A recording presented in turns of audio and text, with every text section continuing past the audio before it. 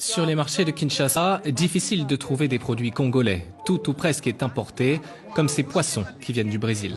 Les poissons, beaucoup de poissons viennent de l'Amérique latine. Pourtant, le fleuve, la mer, ici au Congo, il y a des sous-couches considérables où l'on peut pêcher le poisson. Même constat pour la farine, le maïs ou encore les légumes. Là, il vient de la Chine. C'est importé. Maman, où tu vas? Ça aussi, c'est importé, ça vient de Cameroun. En RDC, plus de 80% des produits alimentaires sont importés. Les prix sont donc largement tributaires du cours du dollar américain. C'est qu'il vient avec les marchandises, il a augmenté parce que le dollar s'est augmenté. Lui aussi, il a augmenté le dollar. Quand il va faire les calculs sur les marchandises, il a augmenté les prix. Quand toi aussi, tu vas l'acheter, les prix aussi s'augmentent. Un problème récurrent à cause de l'instabilité du franc congolais, le prix des denrées alimentaires a explosé ces dernières années. C'est le consommateur qui subit, et surtout par rapport à sa bourse. C'est trop cher, c'est exorbitant même. Nous voulions consommer congolais, c'est-à-dire que tout ce qui est sur le marché, que ça soit produit localement. Selon l'ONU, la RDC est le deuxième pays le plus touché par l'insécurité alimentaire dans le monde. Plus de la moitié des Congolais ne mangent pas à leur faim. Le pays possède pourtant 80 millions d'hectares de terres arables, ce qui en fait le deuxième de la planète en termes de potentiel agricole après le Brésil. Mais seuls 10% de ces terres sont exploitées. En cause, le manque de moyens. À quelques kilomètres de la capitale Kinshasa, les agriculteurs n'ont pas de système d'irrigation. L'arrosage se fait à la force des bras. À peu près 10 à 20 à 40 traitements, tout dépend de la force musculaire. C'est un travail difficile, mais qu'est-ce qu'on peut faire? Il faut que tu puisses travailler. Faute de moyens, les maraîchers de Kinshasa ne peuvent cultiver que de petites surfaces, à peine plus de 500 mètres carrés en moyenne. Les rendements sont faibles et le prix d'achat couvre à peine les coûts de production et de transport.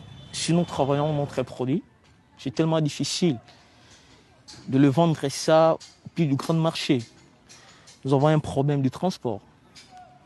C'est un problème d'acheteurs. Les produits sont là, mais les acheteurs ne sont pas là. À la tête de l'une des principales associations de défense des agriculteurs, Mathusalem Paloukou dénonce le manque d'accès au financement pour les paysans.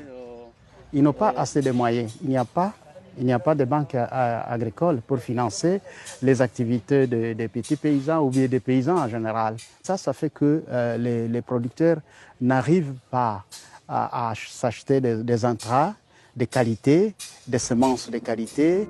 L'accès limité au crédit n'est pas le seul frein à l'investissement. À 2 heures de route de Kinshasa, sur le plateau des Bateke, des terres extrêmement fertiles s'étendent à perte de vue.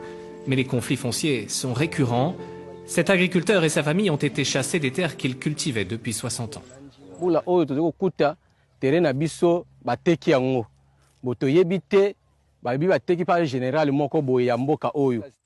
Comme beaucoup de paysans au Congo, Bradel et sa famille n'ont pas de titre de propriété officiel. En RDC, les démarches foncières sont souvent mal connues, complexes et coûteuses. Sans document, impossible de résister à l'appétit de certains acheteurs.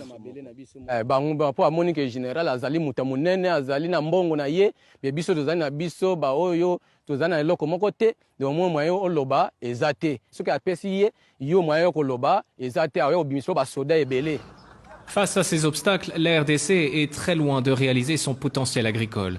Le développement du secteur est pourtant un enjeu crucial, car la pandémie de Covid-19 menace de perturber durablement les chaînes d'approvisionnement alimentaire.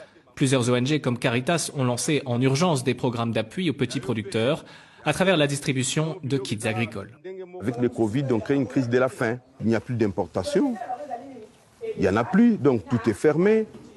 Et puis là, si on fermait les bras, si on ne faisait pas quelque chose et qu'on restait que dans la sensibilisation sur le Covid-19, les gens vont mourir de faim.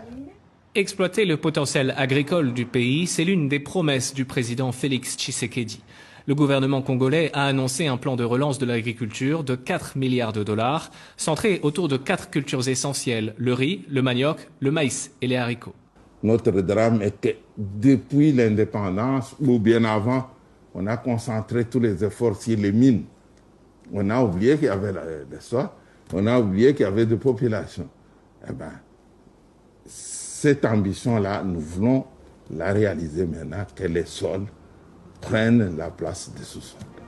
Malgré les annonces du gouvernement, plusieurs associations continuent de dénoncer l'absence d'une politique agricole ambitieuse.